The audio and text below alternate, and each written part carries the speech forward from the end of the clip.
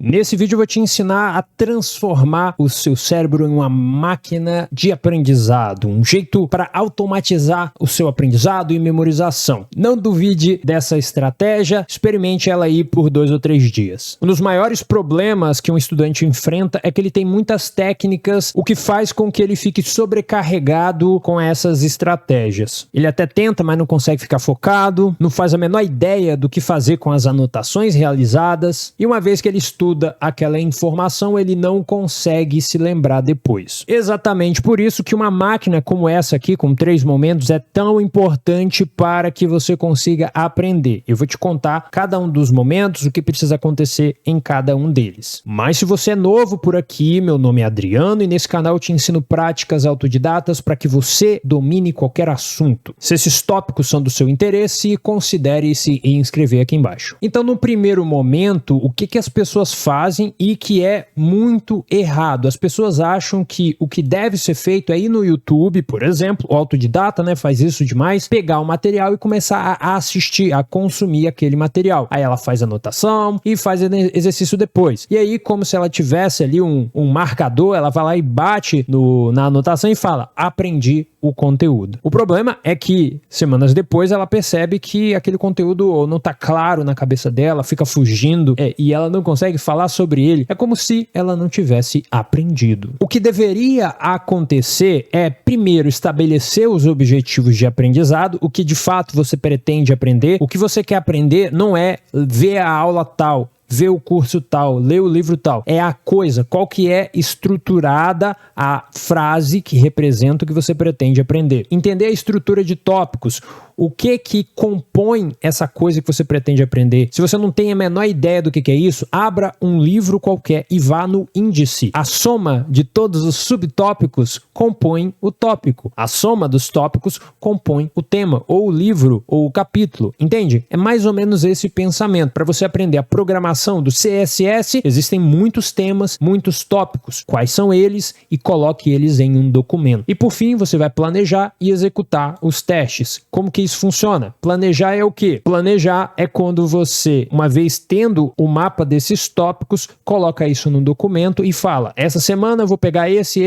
e vou lidar com eles. Posso fazer isso no vídeo, no curso, no livro? Não importa. O material que você vai utilizar para consumir, pouco importa nesse momento, porque a gente está no momento de teste. A gente quer saber se o material é bom, se a gente consegue entender, se ele está no nosso nível, se o exercício está ok. E aí, depois de uma semana, a gente vai analisar as coisas que foram feitas e, uma vez analisado, a gente vai tomar novas decisões baseadas nesses resultados. O segundo momento da nossa máquina de aprendizado é o processamento. Uma informação não pode ser simplesmente ouvida, ela precisa ser trabalhada na nossa cognição. Para ela ser trabalhada na nossa cognição, é preciso fazer algumas ações. Normalmente é feito de forma errada assim. Você entra na sala, senta em algum lugar. Se preocupa demais com a estética das anotações, por exemplo, você tenta fazer uma anotação bonitinha, usa cores, desenhos, ícones, etc. Não revisa, se não for na época de prova, né? Vai ter prova, vou revisar, vou fazer um monte de exercício por causa da prova. Faz exercícios de fixação, aqueles exercícios mais fáceis e que tenta perguntar para você o que você acabou de estudar. São exercícios bons para o momento dele, mas para entender profundamente o assunto, eles não são muito úteis. E não analisa os seus erros. O que eu fiz de errado, o que eu fiz de certo? Vou anotar para que eu, se errar novamente no futuro, possa voltar aqui no meu caderno de erros e verificar como eu resolvi isso no passado, entende? Às vezes a gente erra, mas a gente errou por quê? Porque a gente não registrou que a gente corrigiu esse erro no passado. Então você erra 2, 3, 4 vezes a mesma coisa, tá? Dica extra, você pode, se você quiser, anotar os erros e as soluções desses erros em um ambiente digital, para ficar fácil de você pesquisar depois, porque você está criando materiais de referência, beleza? E o que deveria ser feito então?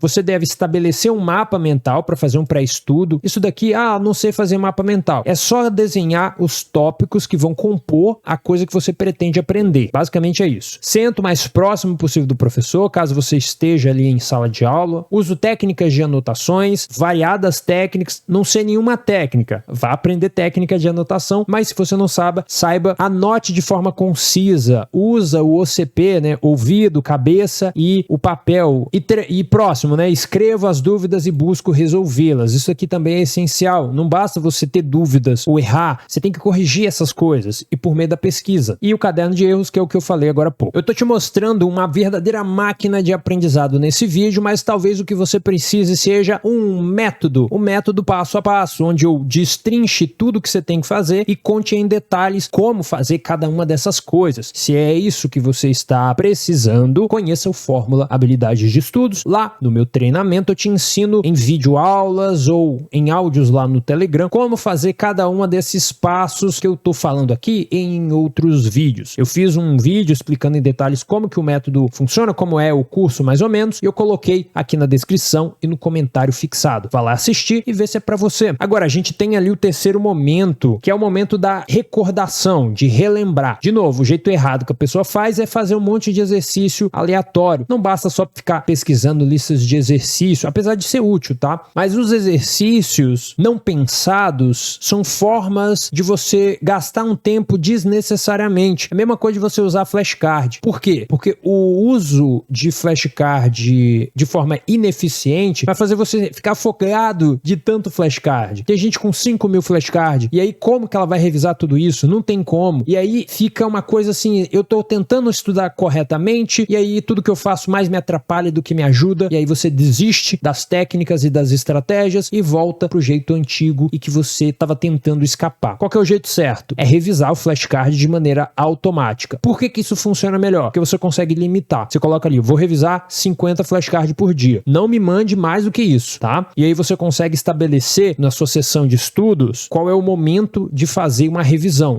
Assim que eu começar a estudar, eu tiro 30 minutos ou 20 minutos para fazer a revisão dos flashcards, tá? Outra, tem um caderno de erro, eu já te expliquei, de maneira digital, ali você vai conseguir saber como fazer. Redação. Essa redação é um pouco diferente da redação que você faz pro Enem ou para coisas nesse sentido. É basicamente um texto onde você analisa as coisas que você está aprendendo. Então é como se você estivesse discursando a respeito do que você aprendeu. Então, eu aprendi a fazer o máximo e o mínimo divisor comum. E aí eu vou tentar escrever um texto sobre essa coisa. Por quê? Porque o texto é a manifestação da nossa racionalização. Então, quando você tenta produzir um texto a partir do que você estudou, você vai perceber que em vários momentos você vai falhar. Essa falha vai te ajudar a fortalecer esse caminho cognitivo, né? Você tem um caminho ali que forma o conceito. Quando você tenta produzir a redação, você vai notar que você não vai conseguir. E você não vai conseguir por causa dessa falha. E aí você vai atrás dessa resolução. Pode ser fácil, ver um vídeo de 1 minutinho. É isso. Aí vai lá e completa, tá certo? Isso vai te ajudar a esclarecer as ideias ou conhecimento prévio que você tem na cabeça. E depois simulado e teste para a prova. Isso daqui tem que ser feito de forma inteligente. Uma vez a cada 15 dias, uma vez por semana, dependendo aí do seu grau de necessidade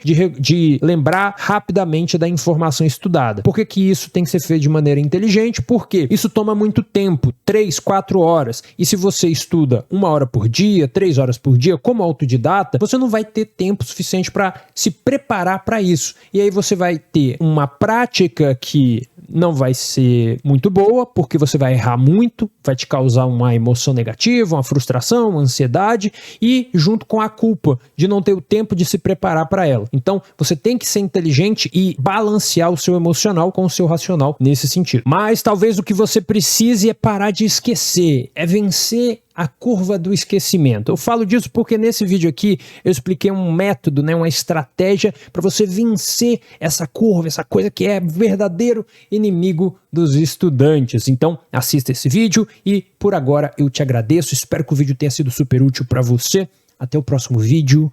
Tchau.